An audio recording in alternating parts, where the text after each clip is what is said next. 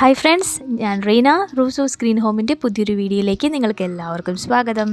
അപ്പോൾ ഇന്നത്തെ വീഡിയോയിൽ ഞാൻ ഉൾപ്പെടുത്തിയിരിക്കുന്നത് എല്ലാവിധ പച്ചക്കറികൾക്കും ഫലവൃക്ഷങ്ങൾക്കും നല്ല ഭംഗിയുള്ള പൂച്ചെടികൾക്കൊക്കെ നല്ല രീതിയിൽ വളരാനും പുഷ്ടിമയോടുകൂടി വളരാനും നല്ല പൂക്കൾ തരാനും എല്ലാം സഹായിക്കുന്ന ഒരു അടിപൊളി വളമാണ് ഇന്നത്തെ വീഡിയോയിൽ ഞാൻ നിങ്ങൾക്ക് പറഞ്ഞു തരാൻ പോകുന്നത് കേട്ടോ. ഇതുണ്ടാക്കാനും വളരെ എളുപ്പമാണ്. അത് മാത്രമല്ല, ഇതിൻ്റെ ഇൻഗ്രീഡിയൻ്റ് എന്ന് പറയുന്ന സംഭവങ്ങളൊക്കെ ഉണ്ടല്ലോ, ഇതൊക്കെ നമ്മൾ തന്നെ വീടിൻ്റെ അകത്ത് തന്നെ നമുക്ക് സുലഭമായി കിട്ടുന്ന സാധനങ്ങളെക്കുറിച്ചാണ്, ആ സാധനങ്ങൾ കൊണ്ടാണ് ഇന്നത്തെ ഒരു അടിപൊളി വളം തയ്യാറാക്കുന്നത് കേട്ടോ. അപ്പോൾ ആ വളം എങ്ങനെ ഉണ്ടാക്കുന്നത് എന്നുള്ള കാര്യങ്ങളൊക്കെ ഞാൻ നിങ്ങൾക്ക് പറഞ്ഞുതരാം. അതിന് മുന്നേറ്റൊരു കാര്യം പറഞ്ഞോട്ടെ, ആദ്യമായിട്ടാണ് നിങ്ങൾ എൻ്റെ ചാനൽ കാണുന്നതെങ്കിൽ മറക്കാതെ സബ്സ്ക്രൈബ് ചെയ്യും, ലൈക്ക് ചെയ്യുകയൊക്കെ വേണം കേട്ടോ.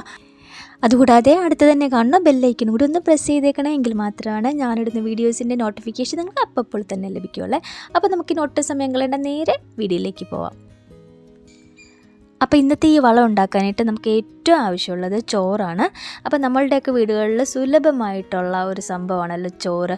അപ്പോൾ അത് ചില ദിവസങ്ങളിലെല്ലാം നമുക്ക് ചോറ് ബാക്കി വരും. അപ്പോൾ അങ്ങനെ ബാക്കി വരുന്ന ആ ചോറ് കൊണ്ട് ഉണ്ടാക്കിയാൽ മതി.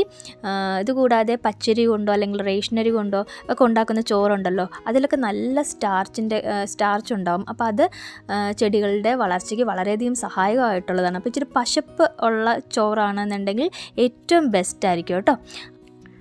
പിന്നെ നമുക്ക് ആവശ്യമുള്ളത് കഞ്ഞിവെള്ളമാണ്. അത് തലേ ദിവസത്തെ കഞ്ഞിവെള്ളം തന്നെ എടുക്കാനായിട്ട് ശ്രദ്ധിക്കുക കേട്ടോ. അപ്പോൾ ആ തലേ ദിവസത്തെ കഞ്ഞിവെള്ളത്തിലേക്ക് കുറച്ച് മോരും കൂടി എടുത്തിട്ട് ഒന്ന് കലക്കി വെക്കുക. എന്നിട്ട് അതിലേക്ക് നമ്മളിപ്പോൾ എടുത്ത് വെച്ചിരിക്കുന്ന ചോറിടുക.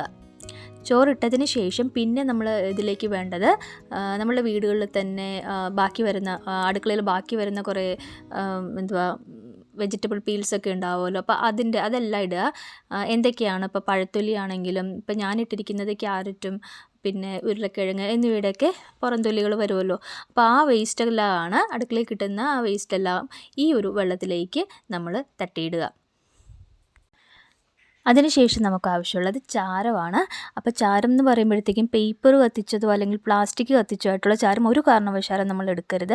നമുക്ക് വേണ്ടത് വിറക് കത്തിച്ചതോ അല്ലെങ്കിൽ ഉണക്ക ഇലകൾ കത്തിച്ചോ ആയിട്ടുള്ള നല്ല ചാരം മാത്രം എടുക്കാനായിട്ട് നിങ്ങൾ പ്രത്യേകം ശ്രദ്ധിക്കണം. പ്ലാസ്റ്റിക്കിൻ്റെ ചാരമൊക്കെ ആണെങ്കിൽ അത് ചെടിക്ക് വളരെ വളരെ ദോഷമായിട്ട് ബാധിക്കുകയുള്ളൂ. അപ്പോൾ നല്ല ചാരം, അതായത് വിറക് കത്തിച്ച ചാരവും അല്ലെങ്കിൽ ഉണക്ക ഇല കത്തിച്ച ചാരവും, ഇപ്പം വെയിലായതുകൊണ്ട് നമുക്ക് ചാരത്തിനൊരു ക്ഷാമവും ഇല്ല. അപ്പം ചാരവും ഇതിലേക്ക് ഇട്ട് കൊടുക്കുക. പിന്നെ മറ്റൊരു കാര്യം, ചാരം കൂടുതലാവാതിരിക്കാനും സൂക്ഷിക്കുക. കാരണം ചാരത്തിനൊരു ചൂടുള്ള ഒരവസ്ഥയാണുള്ളത്. അപ്പം അത് നമ്മുടെ ചെടികൾക്ക് ഓവറായി കഴിഞ്ഞാൽ ദോഷമാണ്. അപ്പം ഇതെല്ലാം കൂടി ഇട്ടിട്ട് നന്നായിട്ടൊന്ന് കലക്കി വെക്കുക. ഇങ്ങനെ ഇപ്പോൾ കലക്കി വെച്ച ഈ മിശ്രിതം നമ്മൾ അടച്ചാണ് ഇനി സൂക്ഷിക്കേണ്ടത്. അടച്ചു വയ്ക്കാൻ പ്രത്യേകം സൂക്ഷിക്കണം കേട്ടോ, കാരണം ഈച്ചശല്യം ഉണ്ടാവും. നമ്മളിത് മിനിമം 4 മുതൽ 7 ദിവസം വരെയാണ് അടച്ചു വയ്ക്കുന്നത്. കാരണം ഇത് നന്നായിട്ട് പുളിച്ച് കിട്ടിയെങ്കിൽ മാത്രമാണ് നല്ലൊരു വളമാകുകയുള്ളൂ. അപ്പം ഇത് അടച്ചു വെച്ച് സൂക്ഷിക്കുക. ഇപ്പോൾ ഇത് 4 ദിവസം കഴിഞ്ഞിട്ടുണ്ട്. അപ്പോൾ നമുക്കിനി ഇതൊന്ന് എങ്ങനെയുണ്ടെന്ന് നോക്കാം.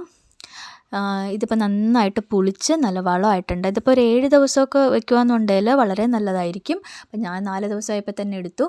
അപ്പോൾ നന്നായിട്ട് ഇളക്കിയിട്ട് നമുക്ക് ഇനി ഇതൊന്ന് ഒരു അരിപ്പ് ഉപയോഗിച്ചിട്ട് അരിച്ചെടുക്കാം.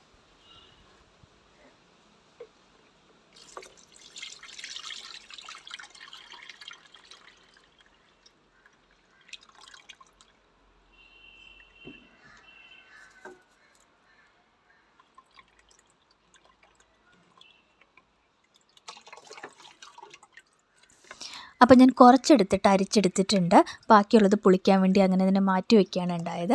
അപ്പോൾ ആ നമുക്കിപ്പോൾ കിട്ടിയിരിക്കുന്ന ഈ വളം ഉണ്ടല്ലോ, ഇതിലേക്ക് ഇത് നേരിട്ട് ചെടികൾക്ക് ചേർക്കരുത്. ഇതിലേക്ക് ഒരു 5 ഇരട്ടി വെള്ളം ചേർത്ത് ഇതിനെ നല്ല രീതിയിൽ നേർപ്പിച്ചിട്ട് വേണം ചെടികൾക്കൊക്കെ തളിക്കാനായിട്ട്.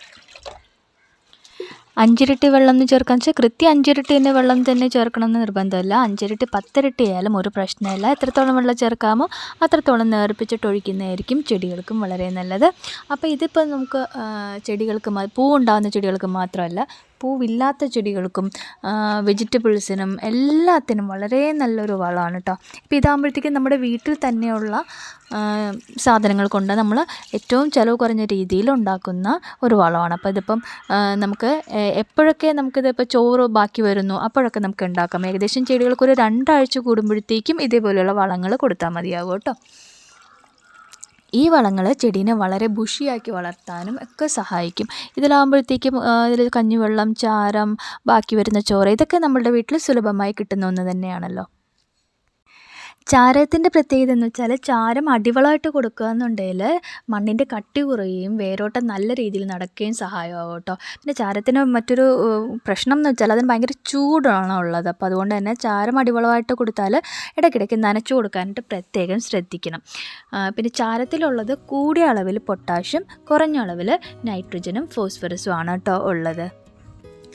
പിന്നെ ചോറെടുക്കുമ്പോഴത്തേക്കും അത് ഭക്ഷ്യയോഗ്യമായ ചോറെടുക്കണം എന്ന് ഒരു നിർബന്ധവും ഇല്ല കേട്ടോ. നമ്മളുടെ വീട്ടിൽ ബാക്കി വന്നതോ അല്ലെങ്കിൽ പഴഞ്ചോറ് ഇരിപ്പുണ്ടെങ്കിൽ അതും എടുത്താൽ മതിയാവും. പിന്നെ നമ്മുടെ വീട്ടിൽ പ്രാണികൾ കയറിയ റേഷനരിയോ അല്ലെങ്കിൽ പച്ചരിയോ അങ്ങനെ എന്തെങ്കിലുമൊക്കെ ഇരിപ്പുണ്ടെങ്കിൽ അതൊന്ന് കഴുകേണ്ട ആവശ്യമൊന്നുമില്ല. നല്ല രീതിയിലൊന്ന് കുക്കറിൽ വേവിച്ചിട്ടും നമുക്ക് ഈ വളം ഉണ്ടാക്കാനായിട്ട് ഉപയോഗിക്കാവുന്നതാണ് കേട്ടോ.